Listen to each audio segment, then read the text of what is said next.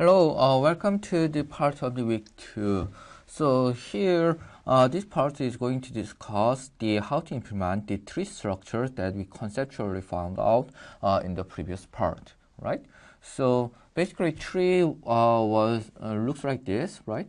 And here is ground, and this is tree. All right. But you are going to turn this upside down, means like this, like this. And this is upside down picture of the tree. And then what we have actually in the data, in terms of data structure, is this, right? And this is called root. And these are the descendants. And these are the what? The leaves, right? And then this is the internal nodes, right? And so forth. And we have one more additional terminology called left-hand side and right-hand side at the rest part of the lecture. This is the left-hand side, and this direction is right-hand side, right? And this is equal to right-hand side, right? So let's continue. Basically, what you want to do here to implement the tree structure is that you have to implement the tree and the tree node, right? Just like the linked list and the node, right? We had linked list the class as well as the node class of that linked list. Similarly, we have tree node and tree structure, right? So what you have here is the first thing first is the tree node. So we have 4 references here, 1, 2, 3, and 4 references corresponding to this simple diagram, right? And what we have is here, first we have left-hand side, right, this, and right-hand side here. This is this arrow, these 2 arrows, right? And it has its own value here, right? And it means that it is pointing at a certain value A, right? And this is the root, and this is the value, and this its own value reference is this reference, right? And then node parent. For instance, if this is someone's child, then we are going to have a going upward link to its parent, right? So node parent, this thing here. So we have 4 references. Basically what we have is like this, link like this, and each of these have a certain value. Each of these has a certain value, and each of these has a certain value, and so forth. And this is the tree structure, right? So, not implemented here, but we are going to implement it in the tree structure, is that we have to store the left-hand side. The tree node stores the tree node, right? And values will hold the values held by this linked tree node in the left-hand side will have lower value than its own value in the center value.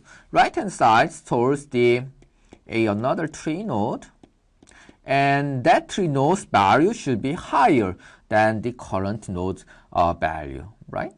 And just as we all know that right? The department stores doesn't have the restroom on the first floor, right? That's our basis of the guessing, right? Guessing that where is that restroom, right? And we know that we don't have the restroom on the first floor. In that case, we have to go to the second or basement, right? Similarly, we know that left-hand side doesn't store the higher value than its current value. It means that we don't have to go to the left-hand side to search for that value. So instead of that, we go to the opposite direction, right-hand side, which is supposed to be holding higher values than the current value, right? So these are the basis of that guessing, right? And other than these four references, these are all simple get set methods that we utilize, and this is not that kind of big deal, right? So the basic structures are these four references, consists of these four references, right? Okay, and then after implementing that tree node, what we need to do is implementing the tree structures. So one of the typical tree structures that we are going to cover in this lecture, in this week, is the binary search tree. In short, it is called BST, right? And this BST is actually holding just one tree node called root. So from here, we can access to everywhere, every node in this tree structure. So means that we only have to take care of this root node. So root will hold this only, this tree structure will hold only one tree node. Like this, three instances. This is the BST, and BST has only one reference, and that's the root node, right? Similarly, in the linked list, the linked list data structure hold only one or two nodes in the entire linked list, which are heads and tail, right? And with only heads and tail, we can access those nodes in the linked list by searching through this chain of the nodes. Similar to that, by utilizing the root node here, we can access to any node in this tree structure. So that's the reason why we have only root in the binary search tree structures, right?